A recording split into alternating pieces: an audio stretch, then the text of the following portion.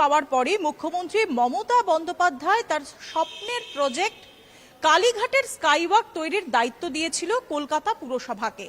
কিন্তু একদিকে কলকাতা পুরসভার আর্থিক সংকট, অপরদিকে বেশ কিছু পারিপার্শ্বিক কারণ। সেই কারণের জন্য 2023 সালের কালীপুজোর আগে এই স্কাইওয়াক উদ্বোধনের কথা থাকলেও অবশেষে 2025 সালের এপ্রিল মাসের 14 তারিখে উদ্বোধন হতে চলেছে কালীঘাট স্কাইওয়াকের।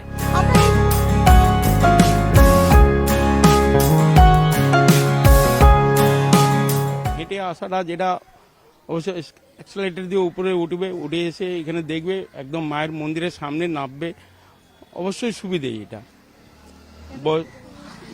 লোক হেঁটে আসবে, দেখবে এটা সৌন্দর্যকরণ হয়েছে। এটা স্কাইওয়াক একটা বাস থেকে নেবে কিংবা মেট্রো থেকে নেবে, আবার অ্যাক্সেলারেটর উঠে এসে এখানে মন্দিরের সামনে নামবে, রাস্তায় কোনো অসুবিধা নেই, এই একটা সুবিধা। এসপি মুখার্জি রোড থেকে ঠিক এই রাস্তা ধরেই কালীঘাট মন্দিরের যে মূল প্রবেশ পথ, সেখানে পৌঁছে যাবেন দর্শনার্থীরা।